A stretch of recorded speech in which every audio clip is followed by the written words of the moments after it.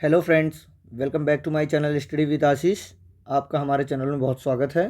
तो मैंने अपने पिछले वीडियोस में आप सबको class third, fourth and second की रिमझिम बुक की समरी को पूरा ब्रीफ करवा दिया है। अगर आप मेरे चैनल पर नए हों तो उस वीडियोस को ज़रूर से ज़रूर देख लें, क्योंकि वहाँ से 6 से 7 क्वेश्चंस आपकी परीक्षा में डायरेक्ट केवीएस पीआरटी में पूछे जा रहे हैं। और 21 और 22 के पेपर के एनालिसिस के अकॉर्डिंग आपको पता ही चल गया है कि कुछ आर्टिकल्स भी पूछे जा रहे हैं, जिसके लिए मैं इस वीडियो में आपको कुछ आर्टिकल्स इंपॉर्टेंट जो राइट टू एजुकेशन से रिलेटेड हैं उनको बताऊंगा। अगर आप चैनल पर नए हो तो चैनल को लाइक शेयर सब्सक्राइब ज़रूर कर लीजिए। अब चलिए आगे बढ़ते हैं हम। तो आप देखिए यहाँ पर मैंने क्या लिखा है। यहाँ पर ये right to article related to education है। तो यहाँ पर शिक्षा से जुड़े जितने भी आर्टिकल्स हैं वो मैं आपको बताने वाला हूँ। तो चलिए वीडियो की शुरुआत करते हैं। पहला मैंने लिखा है राइट टू एजुकेशन, शिक्षा का अधिकार। ये किस आर्टिकल में दिया गया है? आर्टिकल नंबर 21, जो कि एक फंडामेंटल राइट के रूप में भी जाना जाता है। और ये कितने से कितने बच्चों के लिए? 6 से 14 तक के वर्ष तक के बच्चों के लिए है ये। तो ये बहुत इंपॉर्टेंट है फर्स्ट वाला। चलिए सेकंड पर देख लेते हैं।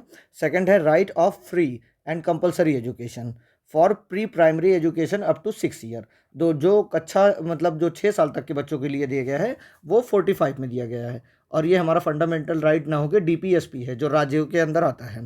राज्य के नीति निर्देशक तत्व, हिंदी में इसका फुल फॉर्म जान लीजिएगा। और इसको हिंदी में बता देता हूँ मैं। मुफ्त व अनिवार्य शिक्षा का अधिकार, लेकिन किसके लिए? For pre primary education. तो प्री प्राइमरी में कौन से आते हैं? अप टू 6 ईयर के बच्चे आते हैं। यहाँ पर आर्टिकल को आप बहुत अच्छे से कर लीजिएगा, क्योंकि 3 से 4 क्वेश्चंस एजुकेशन के आर्टिकल से पूछे जा रहे हैं। और चलिए देखिए नेक्स्ट देख लेते हैं। महिला शिक्षा के प्रावधान, education for free, education for women. तो ये आर्टिकल नंबर 15 के 1(3) क्लॉज 1(3) में दिया गया है। इसको आप बहुत ध्यान से देख लीजिएगा, ये भी बहुत इंपॉर्टेंट है, एजुकेशन फॉर वुमेन। चलिए नेक्स्ट देख लेते हैं। SC ST एंड अन्य पिछड़े वर्ग के शिक्षा के संवर्धन, ये कौन से आर्टिकल में दिया गया है? तो आर्टिकल नंबर 46 में दिया गया है। चलिए नेक्स्ट देख लेते हैं। यहाँ पर हम कौन सा है? धार्मिक शिक्षा का अधिकार। ये वीडियो बहुत शॉर्ट है, लेकिन इस शॉर्ट में कई आपको जो 2-3 क्वेश्चन मिलेंगे इसके अंदर से आराम से मिल जाएंगे, जो आप कर सकते हैं। तो चलिए नेक्स्ट देख लेते हैं कौन सा है। धार्मिक शिक्षा, रिलीजियस एजुकेशन। तो ये भी इंपॉर्टेंट क्वेश्चन है। इसमें 2 आर्टिकल हैं, article number 25 and article number 28, 1, 2, 3, clause 1, 2, 3 में है ये। तो इसको आप बहुत ध्यान से याद कर लीजिएगा कि रिलीजियस एजुकेशन किस में दी गई है। चलिए नेक्स्ट देखते हैं क्या है। अल्पसंख्यकों के लिए शिक्षा, भाषा, लिपि, संस्कृति। मतलब ये जो हमारे माइनॉरिटीज़ हैं उनके लिए दिया गया है। ये आर्टिकल नंबर 29 में है। Education of minorities, protection of interest of minorities. तो यहाँ पर क्या मतलब हुआ?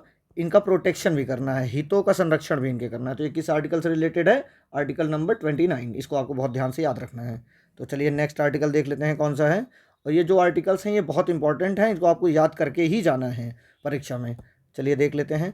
अल्पसंख्यकों का शैक्षणिक संस्थानों की स्थापना व प्रशासन का अधिकार, right of minorities to establish and the administer educational institution, article number 30 में है। तो ये आपको याद रखना है कि जो अल्पसंख्यकों के लिए कौन सा दिया गया, शैक्षणिक संस्थानों के लिए इनके कुछ स्कूल भी होते हैं जो कि इसी आर्टिकल के अंदर आते हैं। तो चलिए आप हमें ये भी बताइएगा कि कौन सा पहला माइनॉरिटीज़ स्कूल कहाँ पर खुला है, किस राज्य में, कमेंट सेक्शन के माध्यम से। चलिए नेक्स्ट आपको मैं बताता हूँ। 8 नंबर, हिंदी भाषा का संवर्धन, प्रोटेक्शन प्रमोशन ऑफ हिंदी। तो हिंदी का प्रमोशन किस में है? आर्टिकल नंबर 351 में। तो इस आर्टिकल को आपको याद रखना है, क्योंकि हिंदी भाषा से जुड़ा हुआ आर्टिकल है ये। चलिए नेक्स्ट आर्टिकल देख लेते हैं। इसमें कौन सा है? भाषाई अल्पसंख्यकों से संबंधित बच्चे को शिक्षा के प्राथमिक चरण में मातृभाषा मतलब मदर टंग में शिक्षा के लिए पर्याप्त सुविधाएं, instruction in mother tongue at a primary stage specially for linguistic minor. मतलब जो भाषाई रूप से है अल्पसंख्यक भाषा, जो अब अल्पसंख्यक है उसको संरक्षण किस में दिया गया है? आर्टिकल नंबर 350A में। तो यहाँ पर आपको इसको याद रखना है। माइनॉरिटीज़ से बहुत ज़्यादा रिलेटेड एजुकेशन एक्ट है, जो आपको बहुत अच्छे से करके ही जाना है, ये आप ध्यान रखिएगा। और इसका एक एक बहुत शॉर्ट में दिया है मैंने, उसको आपको याद कर लेना है। और 1-2 बार सुन लेंगे वीडियोस तो याद हो जाएगी।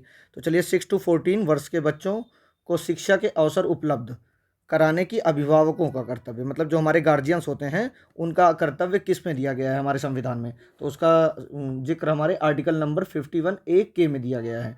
तो fundamental duty to provide the opportunity for education. तो तो इसको आपको बहुत ध्यान में रखना है। तो इस वीडियो में इतना ही मैंने बताया है। ये जो मैंने 10 आपको बताया है बहुत ही इंपॉर्टेंट है, इसको आप बहुत अच्छे से कर लीजिएगा। और आपको अगर वीडियो पसंद आती है तो वीडियो को लाइक शेयर सब्सक्राइब कर दीजिएगा। Thank you so much guys.